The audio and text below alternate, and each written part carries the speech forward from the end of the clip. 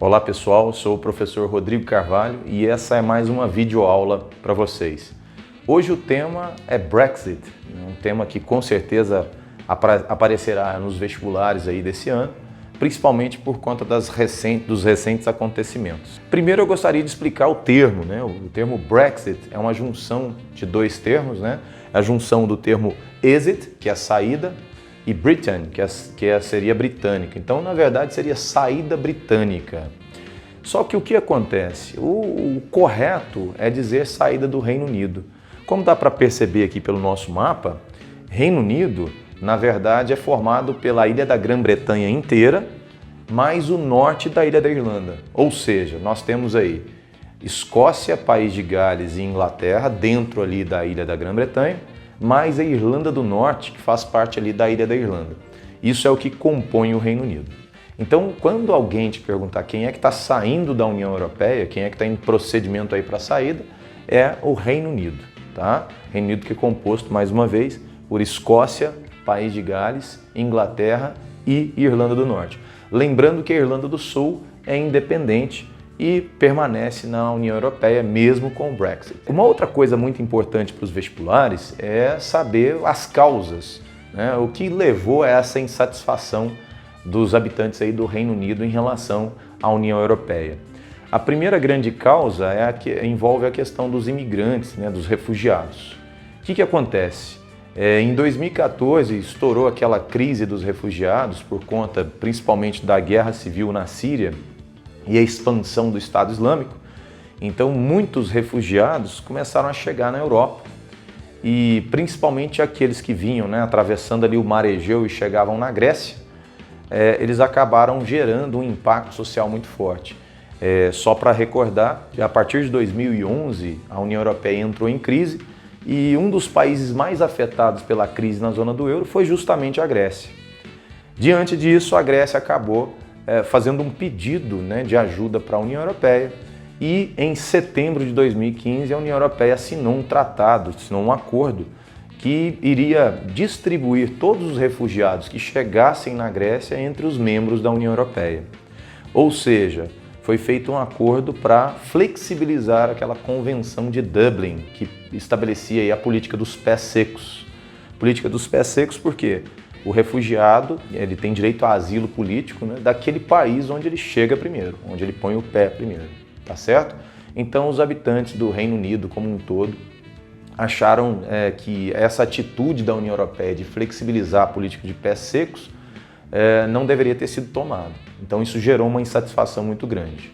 A segunda insatisfação dos habitantes aí do Reino Unido em relação à União Europeia diz respeito à falta de liberdades econômicas. Porque o que acontece? Todo mundo sabe que o Reino Unido tem uma tradição liberal muito forte e a União Europeia, como bloco econômico, ela prevê uma série de regras. E o Reino Unido sempre reclamou aí dessa intensa regulamentação. O terceiro aspecto também que gera essa crise, essa crítica à União Europeia, é a questão da contribuição que o Reino Unido oferece para a União Europeia ser sempre maior do que o retorno. Com certeza, durante a campanha do Brexit, porque houve uma votação, houve um plebiscito, um dos aspectos mais abordados foi justamente essa questão da contribuição ser maior do que o retorno. Porque cada país que faz parte da União Europeia contribui proporcionalmente ao seu PIB. Como o Reino Unido tem o terceiro maior PIB da União Europeia, ficando atrás só de Alemanha e França, o Reino Unido acaba contribuindo muito mesmo para a União Europeia. E essa reclamação veio principalmente durante a crise na zona do euro, onde os países conhecidos como PIGs, Portugal, Irlanda, Itália, Grécia e Espanha, os mais afetados, foram os que mais receberam ajuda. Então isso gerou uma crítica.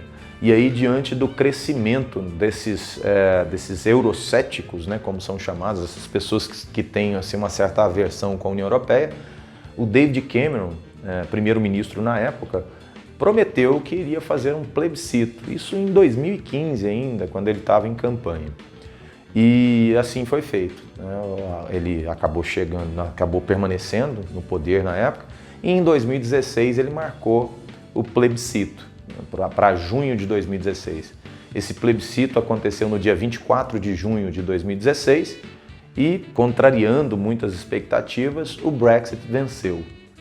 Muita gente não esperava, a diferença foi muito pequena de votos, mas o Brexit, ou seja, a saída da União Europeia, acabou vencendo. E aí começa, né, toda uma novela que se alonga aí até hoje.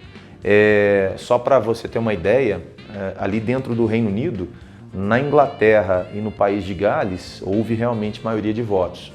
Mas na Escócia e na Irlanda do Norte, o Brexit perdeu.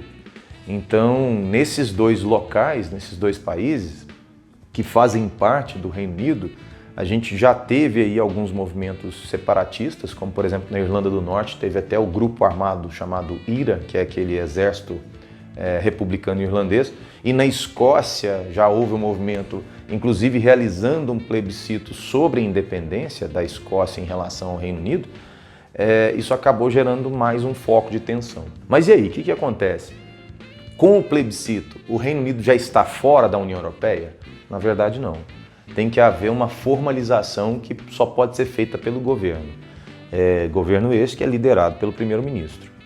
David Cameron, depois da derrota no plebiscito do Brexit, ele acabou renunciando e no lugar dele entrou a Theresa May, que ficou com a função de acionar o artigo 50 do Tratado de Lisboa. Artigo esse que prevê todo o procedimento do Brexit. E foi o que ela fez. No dia 29 de março de 2017, ela acionou o artigo 50 do Tratado de Lisboa e deu início à formalização da saída do Reino Unido da União Europeia. O artigo 50 ele prevê um prazo de até 2 anos para formalizar essa saída. Por que tanto tempo, pessoal? Porque, na verdade, várias coisas têm que ser discutidas, como, por exemplo, como vai ficar o comércio entre o Reino Unido e o restante da União Europeia, como vai ficar a situação, por exemplo, dos cidadãos europeus que vivem no Reino Unido e dos cidadãos ingleses, por exemplo, que vivem na União Europeia. Então, todos esses aspectos eles devem ser debatidos e, por isso, leva muito tempo aí para que isso aconteça. Bom, quando é que aconteceu esse acordo finalmente? A Theresa May conseguiu se reunir com Jean-Claude Juncker lá no dia 25 de novembro de 2018 e assim eles fecharam um acordo. Fecharam um acordo sobre a saída, sobre o Brexit, certo? Só que esse acordo ele ainda deveria ser aprovado pelo parlamento, tá? E como vocês já devem ter notícia, esse acordo não saiu até hoje, né? Então, assim, basicamente, o que você tem que saber do acordo que foi fechado em dezembro de 2018? Eu colocaria 3 aspectos mais importantes. Foi fechado nesse acordo a questão do backstop. Backstop é uma salvaguarda. O backstop seria uma fronteira não dura entre as Irlandas. Por quê? Porque a Irlanda do Sul, independente, vai permanecer na União Europeia. A Irlanda do Norte, que faz parte do Reino Unido, ela vai sair da União Europeia.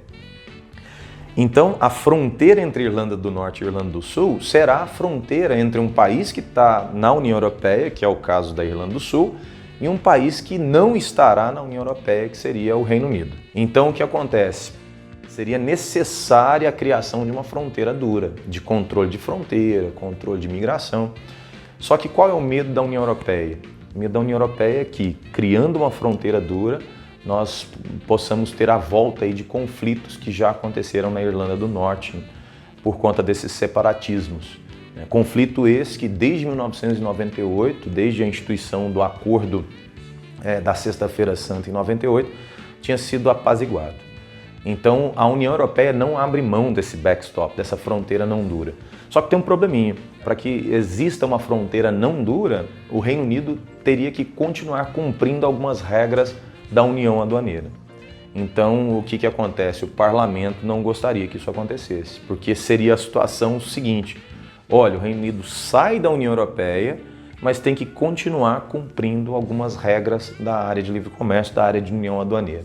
Então, isso gera uma insatisfação dentro do parlamento. O segundo aspecto, então, o primeiro aspecto, backstop.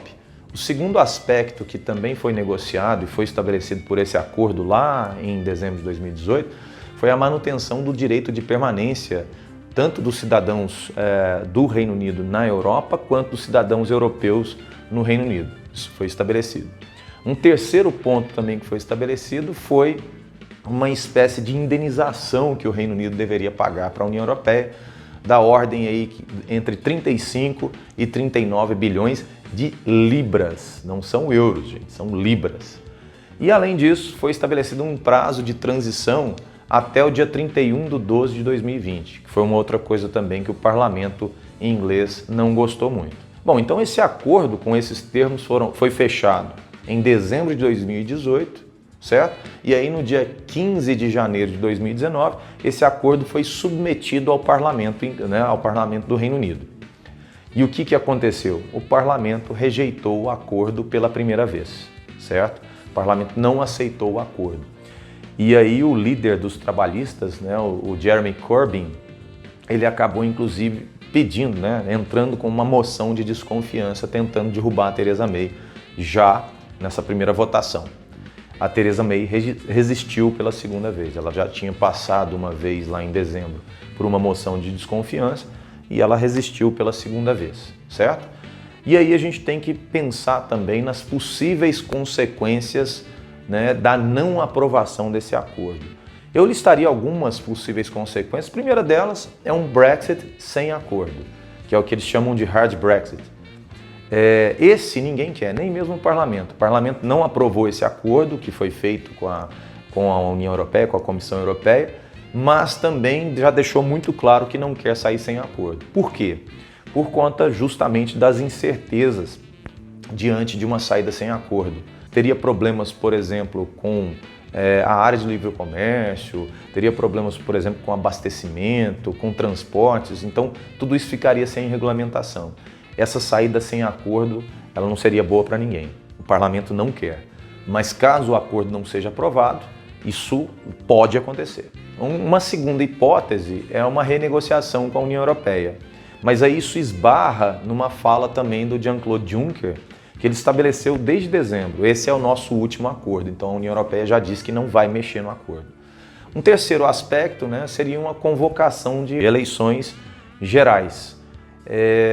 Com os recentes acontecimentos, inclusive com a Theresa May renunciando ao cargo ontem, né, no dia 24 de maio de 2019, muito provavelmente essa não seria a saída. Uma outra saída também da não aprovação do acordo seria a realização de um novo referendo, um novo plebiscito, uma nova consulta à população sobre a saída do Reino Unido da União Europeia. Esse novo referendo também ele sofre muitas críticas, até de pessoas que são contrárias ao Brexit, né? Porque seria como se a primeira votação tivesse sido questionada, alguma coisa nesse sentido. E, por último, existe a possibilidade de simplesmente não acontecer o Brexit. Por que existe essa possibilidade? Simplesmente porque a União Europeia deixou as portas abertas e disse o seguinte: caso o Reino Unido resolvesse voltar atrás, eles desconsiderariam tudo o que aconteceu até aqui, tá certo? Então não foi aprovado lá no dia 15, e aí esse acordo foi mais uma vez submetido à aprovação no dia 12 de março, até porque a data final era dia 29, eles tinham que tentar de novo, e lá no dia 12 de março de 2019 aconteceu a segunda rejeição do parlamento ao acordo. Essa rejeição foi uma derrota histórica do governo, foi uma derrota histórica para a primeira-ministra Theresa May. Foram 391 votos contra e 242 votos a favor. E aí acaba que com essa nova rejeição, o parlamento acaba colocando mais um obstáculo para a resolução desse problema, né? A Theresa May colocou esse acordo para votação novamente depois de uma conversa que ela teve com o Jean-Claude Juncker e que estabeleceu que, olha, nós não vamos mexer no backstop, mas vocês podem abrir uma disputa formal no futuro. E aí o parlamento achou que não havia garantia suficiente e rejeitou o acordo pela segunda vez, né? E aí, diante dessa rejeição, ainda, né, lá no mês de março, a Theresa May foi obrigada a pedir pela primeira vez ali a prorrogação do prazo para o Brexit. Então, no dia 20 de março de 2019, ela pediu a prorrogação. E ela pediu uma prorrogação, né, um adiamento do Brexit para o dia 30 de junho.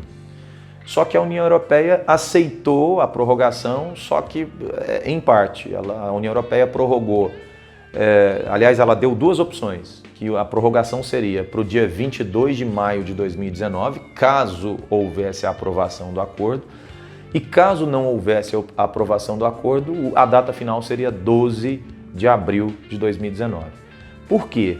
Por que a data final seria dia 22 de maio, caso houvesse acordo, e dia 12 de abril, caso não houvesse?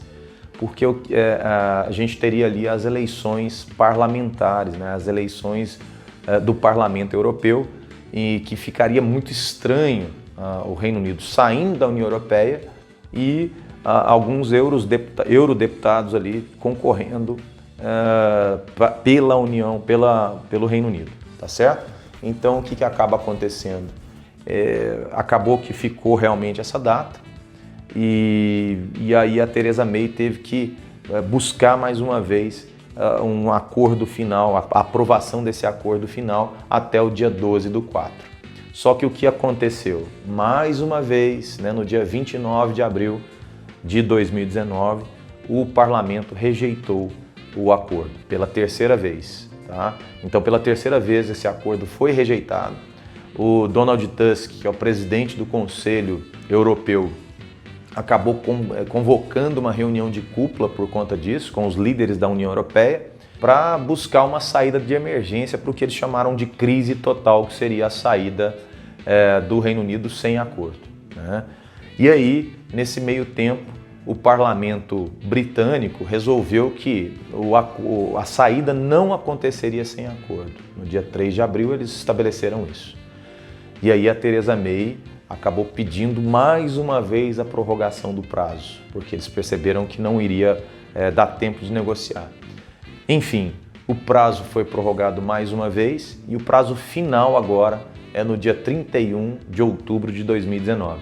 Então o Reino Unido tem, o Parlamento do Reino Unido tem até o dia 30 de outubro para aprovar esse acordo que foi feito. Caso contrário, nós teremos um hard Brexit. E aí, para atualizar com uma notícia de dia 24 de maio de 2019, a Theresa May acabou renunciando ao cargo. Percebeu que estava difícil conseguir a aprovação do acordo, percebeu que ela estava ficando sem apoio dentro do parlamento e renunciou ao cargo. E aí, por enquanto, existe uma disputa entre vários candidatos conservadores, mas tem um candidato que tem assim, uma postura de ter uma preferência, né, que é o Boris Johnson, que foi prefeito de Londres. É um candidato que tem um pouco mais já de experiência, apesar de muitas críticas serem feitas, né, em relação à seriedade dele, mas é o candidato mais forte. Então a gente vai ter que esperar um pouquinho para ver quem será o primeiro-ministro que ficará encarregado de pôr fim à novela do Brexit. Então, esse foi um resumo aí para vocês dessa situação do Brexit. Espero que vocês tenham aproveitado e até um próximo vídeo, pessoal. Muito obrigado.